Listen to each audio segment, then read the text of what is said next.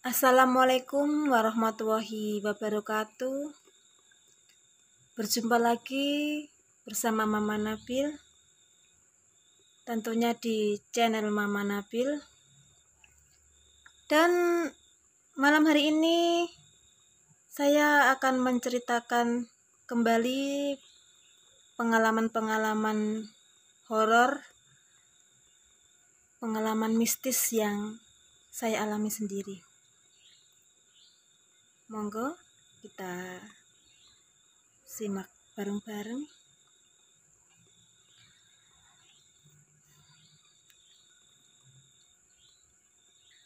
Mama Nabil waktu tinggal di rumah kontrakan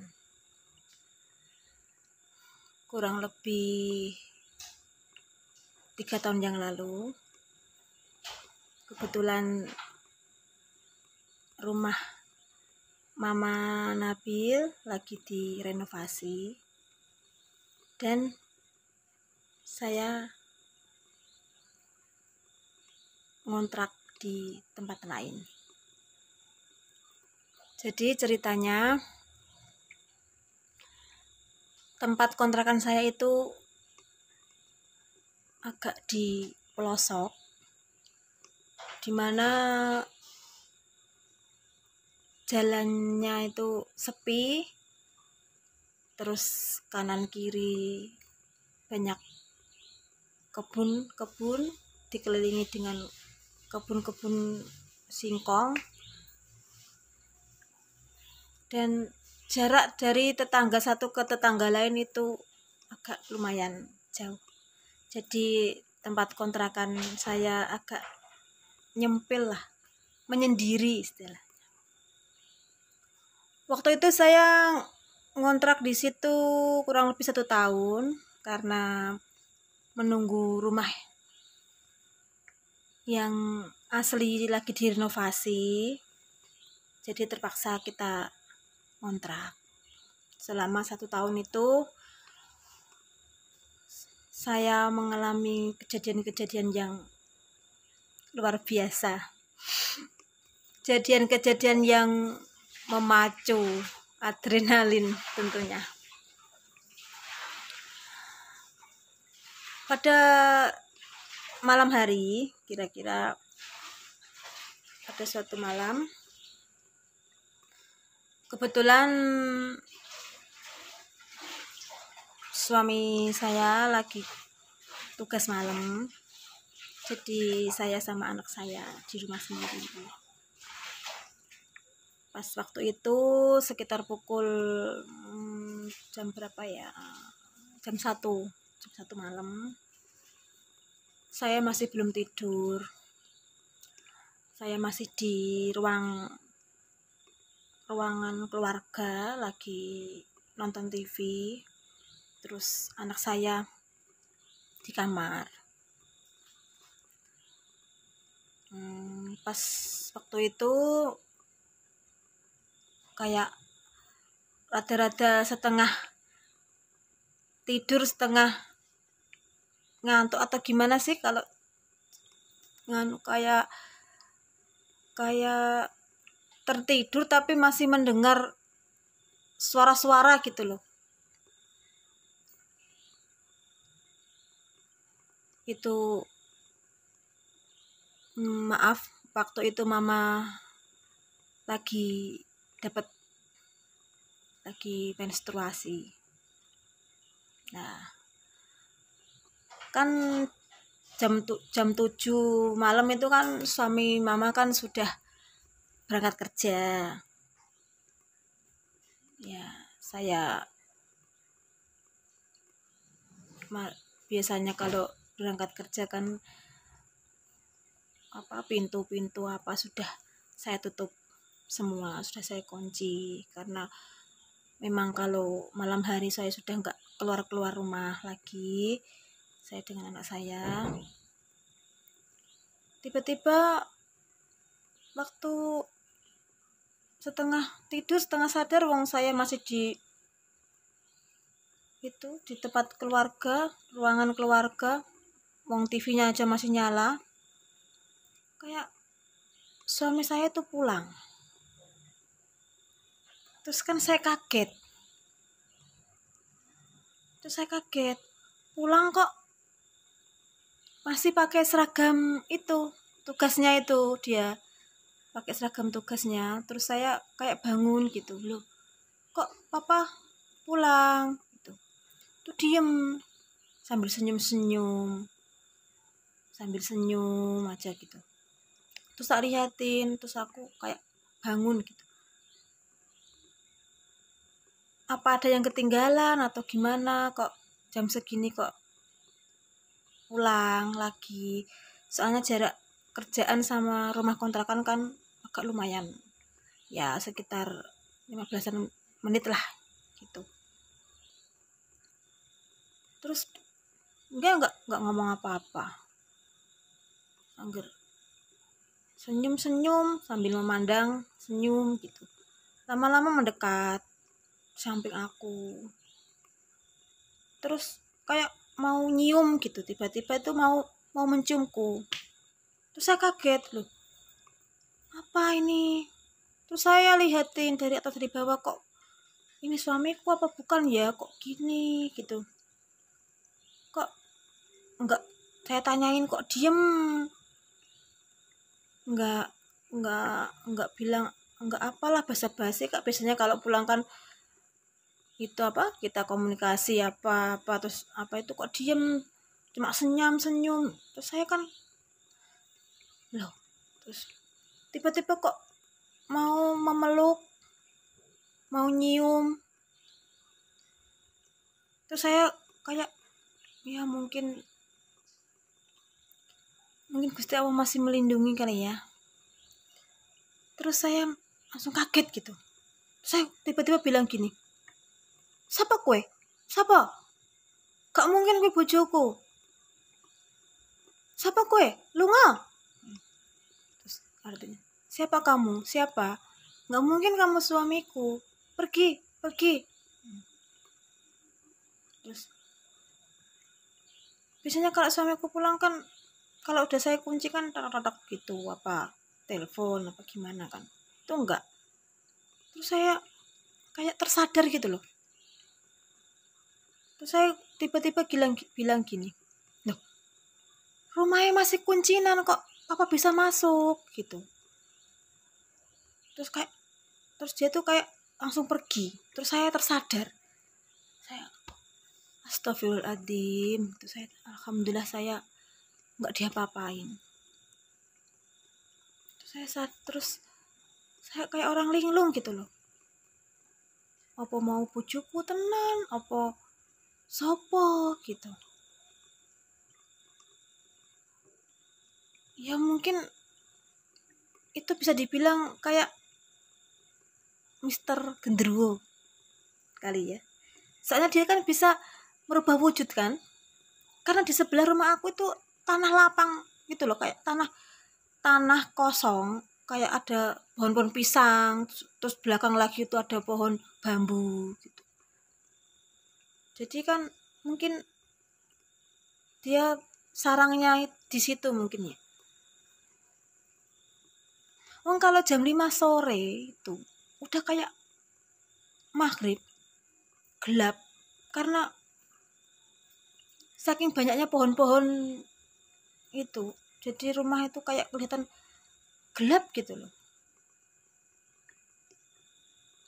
Ya alhamdulillah dia pergi, saya tersadar. Saya ingat kok, tangan saya itu gini, kita tinjunin, tak suruh pergi gitu loh. Terus pergi dia, nggak ngapa-ngapain aku. Tapi memang itu saya lagi halangan. Jadi nggak tahu ya, kalau orang lagi halangan kan mungkin bangsa-bangsa seperti itu kan mau mendekat gitu, mungkin ya.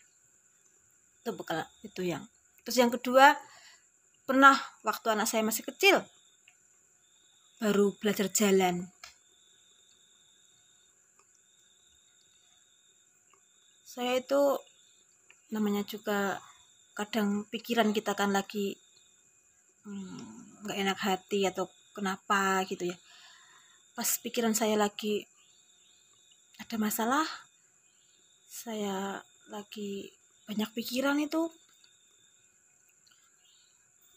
malam-malam ya itu sama, setengah tidur setengah sadar gitu, ada sosok tinggi besar berwarna hitam coklat gitu ya, persisnya sih kayak itulah gorila gitu loh, kayak gorila, tahu kan gorila, kayak monyet gorila itu loh. Itu berdiri di depan saya, di depan tempat tidur saya. Waktu itu samping saya kan anak saya masih kecil kan, udah tidur dia, untungnya dia nggak kebangun. Terus di depan saya itu tinggi besar, saya setengah sadar setengah mimpi, mungkin dia nggak tahu di alam mana itu. Saya ngomong gini, terus ngopo, ada apa, ngopo kemene, ngapain kamu kesini, saya bilang itu. Terus dia menatap aku tajam, terus kayaknya itu selimut saya itu mau ditarik, terus kakiku kayaknya itu kayak gerak-gerak gitu loh, kayak mancal-mancal gitu, kakiku itu kayak mau itu, dia mau kayak mau ya istilahnya itu mancal-mancal neng iku. Terus saya bilang, pergi ngapain,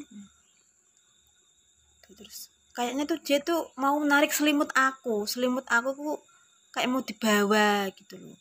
Terus saya cegah gitu, terus saya kayaknya tuh kayak meronta-ronta, terus gerak meronta-ronta, kaki saya tuh naik-naik gitu loh, kayak mau ngusir dia itu loh sama kaki, kita usir sama kaki sambil aku tiduran. Terus saya sadar dia udah pergi, dia diem, cuma dia wujudnya kayak gorila coklat, dia pergi. Terus saya sadar itu kepala sama bantal tuh udah pisah itu. Kayak saya kalau tidur kan orangnya kan itu sih, kalau tidur kan kalau udah ya itu gak pernah lepas sama bantal gitu loh, kalau mau miring kanan mau miring gini ya masih ada bantalnya sampai pagi gitu, nggak pernah terus tidur melorot sampai ke bawah bantal sampai jauh. Itu bantal saya itu jauh dari kepala saya, itu bantal saya itu wong kayak ya itu mungkin saya yang meronta-ronta tadi mungkin ya mau ambil selimut itu loh, mungkin ya percaya nggak percaya tapi ya emang itu kenyataannya ya. Jadi apa, bangun tidur terus saya bilang astagfirullahaladzim, berarti kan itu beneran kan, sampai bantal saya aja itu lepas dari kepala sampai jaraknya jauh kok. Terus lagi ini cerita suami saya ya, saya diceritain suami saya kan memang dia kan tugasnya kan jaga malam kan. Pas dia lagi jaga malam, lagi jaga pas pembangunan proyek gitu, dia kan jaga malam kan. Itu dia didatang pas, namanya juga kalau malam kan kadang sama temannya kan gantian kan tidur gitu. Kan nggak mungkin apa semalaman nggak tuh kan, cuma ya gantian lah sama temannya ya, 1 sampai 2 jam gitu kan istirahat. Kebetulan itu suami saya pas lagi istirahat di belakang ya, dia juga cerita gitu, setengah sadar setengah mimpi itu tubuhnya itu kayak ditindih makhluk berbulu besar katanya gitu. Itu sampai dia nggak bisa napas tuh, kayak bilang kayak gitu dia, kayak gimana ya, kayak orang di bekap gitu loh. Itu katanya sampai 5 menit gitu. Terus ya alhamdulillah sih dilepas, terus sadar. Terus suami saya pergi ke depan nyusul temannya. Itu juga pengalaman suami saya juga gitu.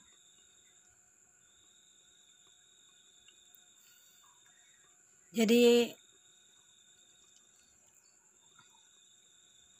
pengalaman misteri yang saya alami sih sebenarnya kejadian-kejadian banyak sekali yang saya alami.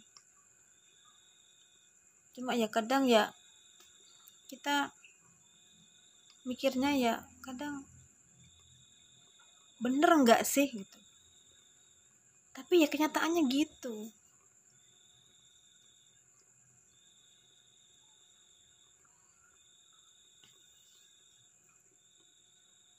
Ya